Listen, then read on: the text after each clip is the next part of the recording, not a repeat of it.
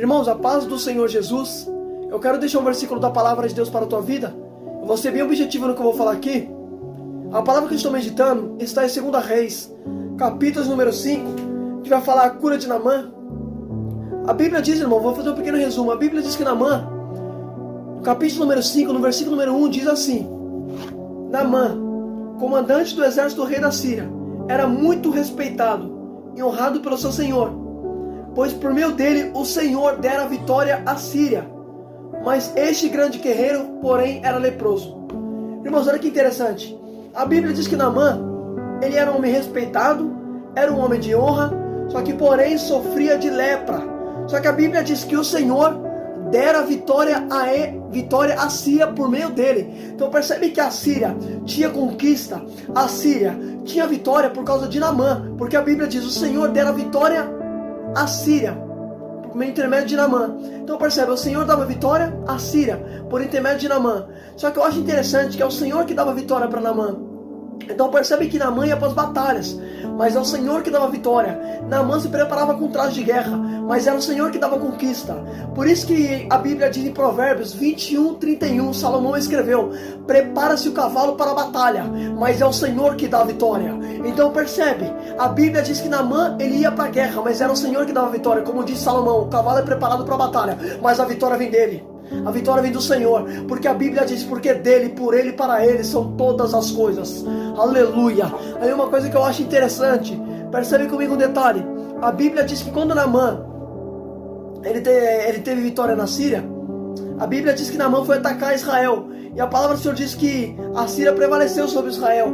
A Bíblia diz que levaram uma menina levada cativa.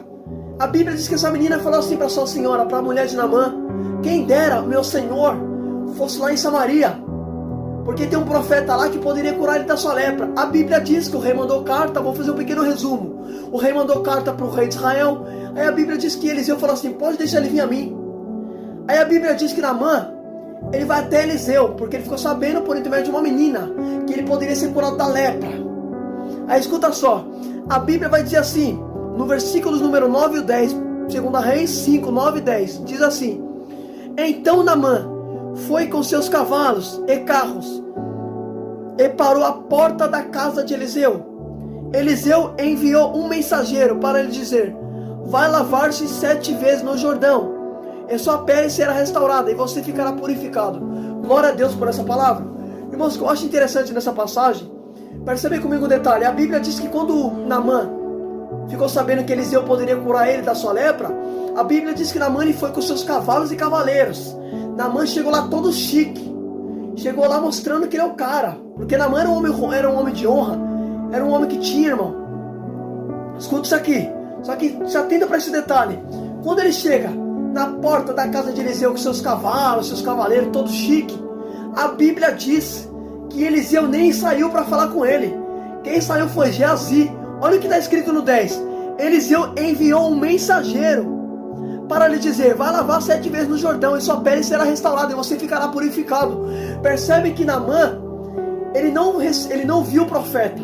O profeta enviou um mensageiro, falou assim: ó, eu não vou sair lá fora para falar com ele não, vai lá, Geazi, fala para ele mergulhar 7 vezes no Jordão.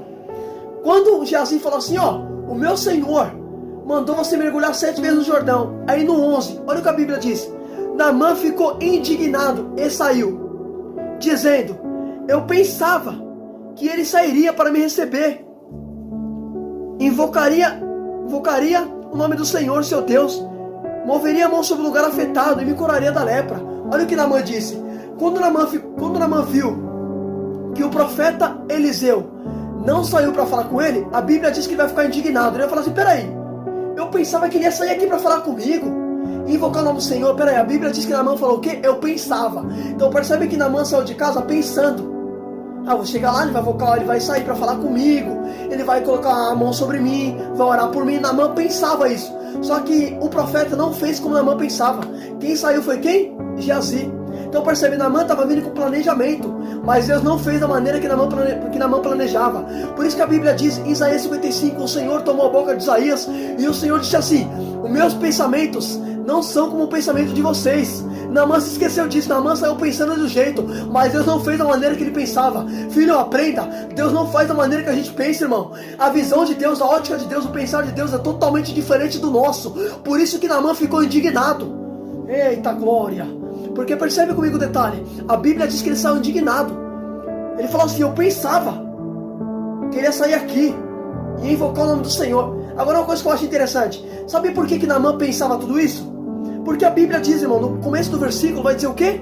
Que ele era um homem de honra, ele era um homem respeitado. Então por onde Naamã ia, ele era recebido com honra. Só que dessa vez, Eliseu não recebeu ele da maneira que ele esperava. Não, vou repetir isso aqui para você poder entender. Olha que interessante, se você tomar leitura na passagem, você vai ver que Naamã, ele era um homem respeitado e era um homem de honra. Só que a Bíblia diz que Eliseu nem saiu para receber ele. Quem saiu foi Geazi.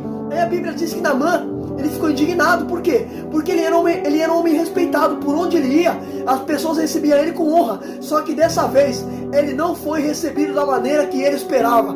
Por isso que ele ficou frustrado. Sabe o que significa isso? Nem sempre as pessoas vão te receber da maneira que você espera, filho. Eita, filho, aprenda. Você tem que ficar esperando todo mundo te receber com honra. Nem sempre vão te receber da maneira que você está esperando ser recebido por elas. Por isso tem gente que fica frustrado. Se a gente vai para a igreja e fala assim, o irmão nem me deu a paz, o irmão nem falou comigo, nem olhou para minha cara. Aprenda, nem sempre vão te receber da maneira que você esperava, rapaz. Eita glória. Aleluia! Por isso que Naamã ficou indignado, porque ele era homem de honra, ele era respeitado, irmão. Ele sempre era recebido com honra. Só que dessa vez o profeta não recebeu ele da maneira que ele esperava. Por isso que ele ficou frustrado, por isso que ele saiu aborrecido, por isso que ele saiu indignado. Nosso problema é achar que todo mundo vai receber a gente da maneira que a gente espera. Você está enganado, filho. Eu vou falar, Jesus. Aí sabe o que eu acho interessante? Percebe comigo o detalhe. A Bíblia diz que Naamã saiu aborrecido. Ele falou assim, eu pensava que ele ia sair aqui, ia invocar o nome do Senhor, ia tocar em mim e tudo mais. Resumindo, aí percebe que a Bíblia fala assim que Naamã saiu aborrecido. Aí um dos servos de Naamã falou assim, meu senhor, o profeta não pediu nada difícil. Se ele pedisse uma coisa difícil, você não faria? Ele apenas disse para você se lavar no Jordão. Só que Naamã era um homem orgulhoso. Ele não queria descer. Ele não queria se humilhar. Ele era orgulhoso, filho. Só que Deus sabe quebrar orgulho. Deus sabe quebrar o soberbo. Escuta só, Deus sabe tratar com o soberbo. Aí escuta só, irmão, que ele era homem de honra. Você acha que ele queria descer? Tanto é, se você tomar leitura, você vai ver que quando o profeta falou para Geazi, fala para ele mergulhar na onde? No Jordão. Aí a Bíblia diz que Naamã falou assim, não, lá no Jordão não, aqui tem. Presta atenção no que ele falou, no versículo número 12. Naamã falou assim, não são os rios Abana e Farfar em Damasco melhores que todas as águas de Israel? Será que não poderia me lavar nele e ficar purificado? Então percebe, de onde foi que o profeta falou para ele? Mergulhar na onde? No Jordão. Só que Naamã quer mergulhar na onde? Em Abana e Farfar, em rios que ficavam na capital da Síria, que é em Damasco. Então percebe que ele quer escolher. O profeta falou no Jordão, só que ele falou assim, não, lá no Jordão não. Aqui em Damasco tem rios melhores do que as águas de Israel. Naamã está querendo escolher o lugar que Deus já determinou. Filho, não adianta tentar mudar aquilo que Deus determinou. Naamã estava querendo mudar. Naamã não, que tem rios melhores. Naamã querendo escolher, que ele não fazia do jeito dele. Filho, não é do seu jeito, não é da sua maneira. É do jeito que Deus determina, rapaz, de ponto final. Por isso que a Bíblia diz, fazemos os planos, mas quem determina é o Senhor. Eita glória. Aí escuta isso aqui. Aí uma coisa que eu achei interessante.